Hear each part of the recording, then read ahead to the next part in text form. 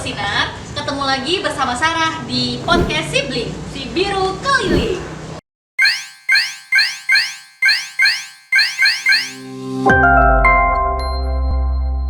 Oke Sobat Bersinar, di podcast Sibling kali ini kita akan berbincang-bincang mengenai peran dan fungsi P2M bersama narasumber kita, Pak Ari, selaku subkoordinator P2M di BNN Kota Metro. Halo Pak Ari, selamat pagi. Selamat pagi Pak Zara, selamat pagi Sobat Bersinar semua. Oke, sebelum berbincang-bincang, mungkin bisa perkenalkan diri dulu ya Pak Ari ya. Halo Sobat Bersinar, selamat pagi semuanya. Salam sehat dan bahagia tanpa narkoba. Perkenalkan, nama saya Riko Kurniawan. Sampai hari ini masih diberikan amanah sebagai subkoordinator pencegahan dan pemberdayaan masyarakat di BNN Kota Metro. Salam sehat selalu.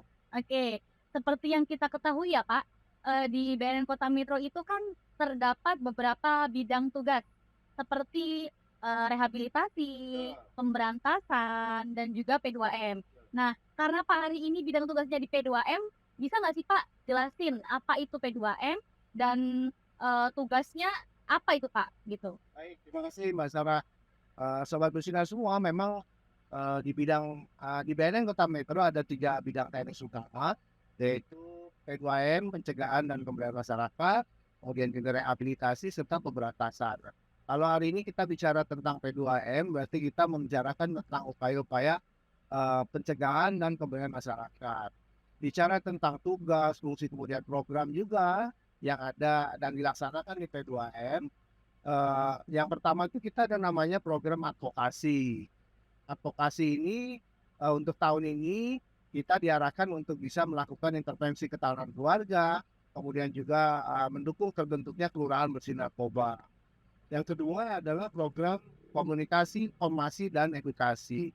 Inilah yang kita singkatnya kita sebut adalah upaya-upaya kita dalam melakukan sosialisasi, penyuluhan anti narkoba, kemudian juga KIE tentang PPGN ke sekolah-sekolah, ke masyarakat, dan yang terakhir adalah program pemberdayaan masyarakat. Program ini adalah bagaimana kita bisa mengaktifkan, memberdayakan masyarakat untuk turut berperan serta aktif dalam upaya PPGN, utamanya di Kota Metro.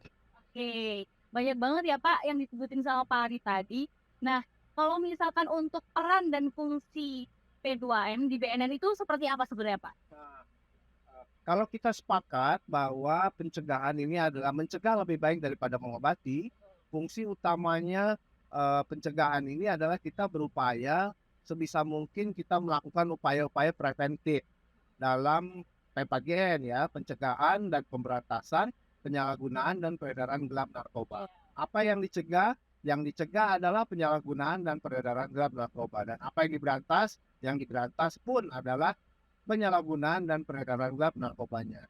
Upaya-upaya pencegahan sendiri, fungsi pencegahan artinya kita sebisa mungkin, semaksimal mungkin kita bisa harus turun ke lingkungan instansi pemerintah, masyarakat, lingkungan pendidikan, dunia usaha, ataupun lingkungan dalam skala yang lebih luas untuk bisa kita menyebar luaskan informasi tentang P4G.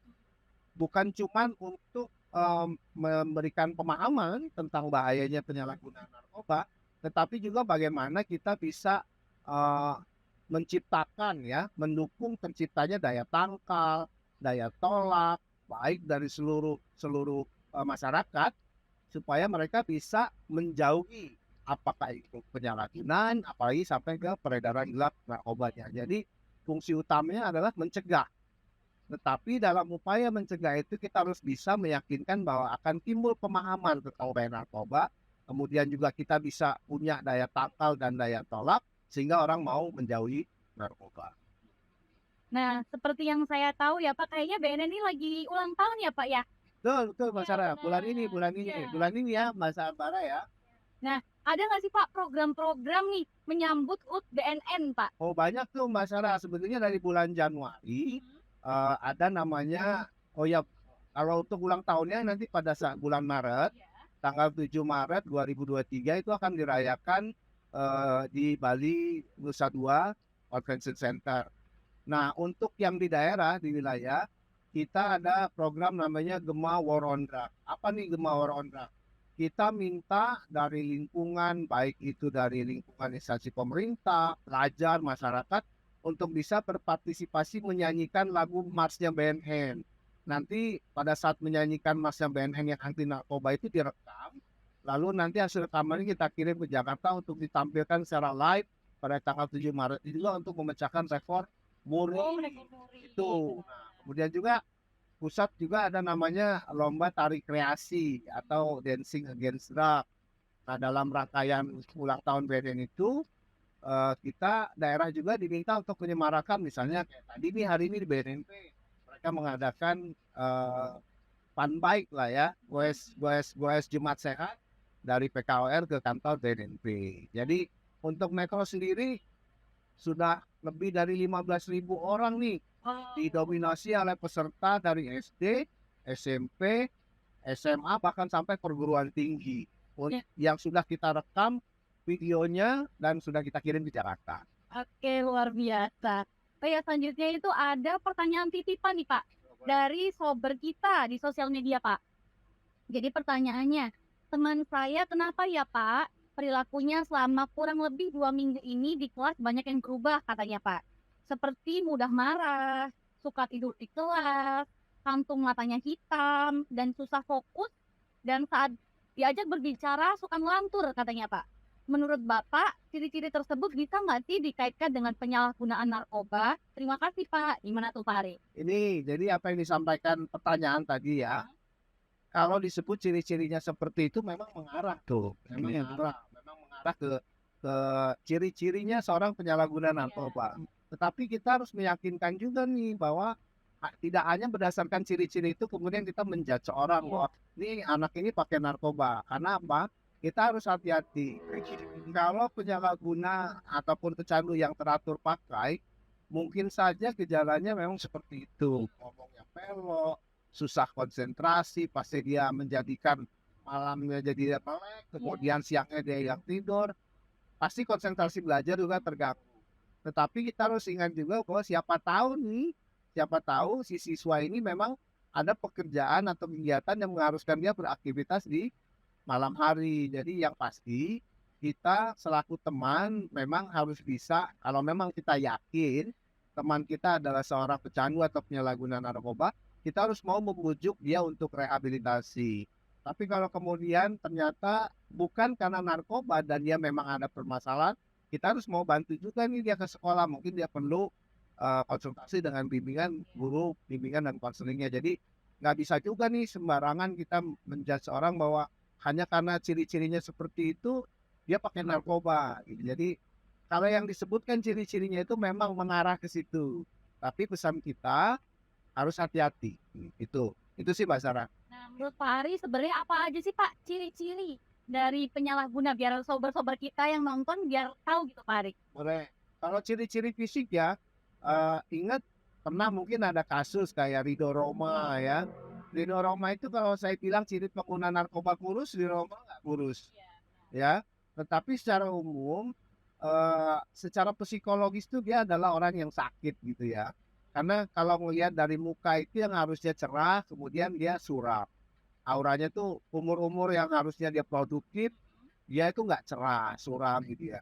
Kalau secara fisik memang banyak yang kurus, tapi bukan berarti orang kurus menggunakan narkoba.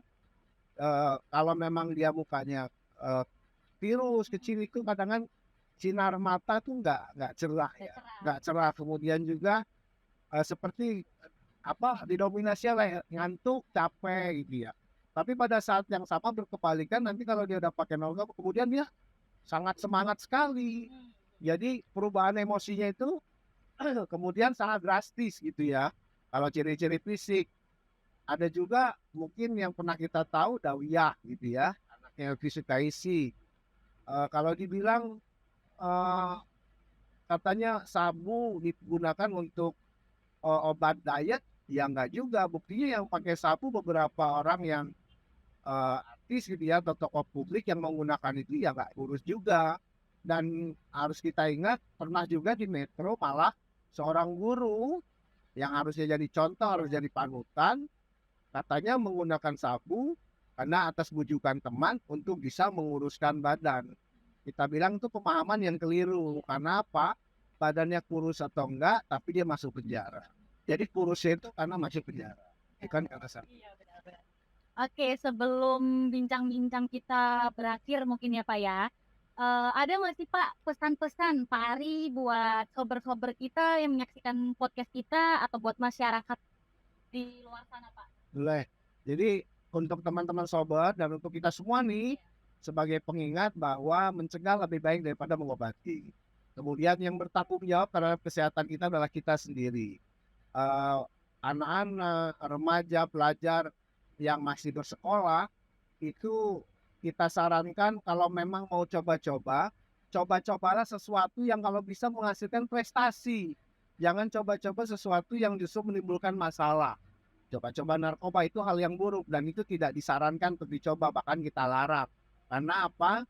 Tugas kita sebagai pelajar adalah belajar. Kalau mau membanggakan orang tua, datanglah dengan prestasi. Jangan datang dengan masalah. Karena apa? Bapak dan Ibu sudah berupaya sedemikian rupa supaya anaknya bisa sekolah dengan baik, mendapatkan pendidikan yang baik, kemudian juga itu untuk investasi masa depannya. Jangan dirusak masa depanmu dan masa sekarangmu dengan menggunakan narkoba. Raih prestasi, jauhi narkoba, kita perangi, kita lawan narkoba supaya apa? Supaya Metro menjadi kota pendidikan yang bersinar, bersih narkoba. Oke. Warona, salam sehat tanpa narkoba. Oke, terima kasih Pak Ari untuk kesempatannya hari ini dan terima kasih untuk ilmunya hari ini. Oke, untuk sobat sober yang di rumah, jangan lupa follow akun sosial media kita di bawah ini. Dan selamat bertemu di podcast selanjutnya. Dan salam War on drugs.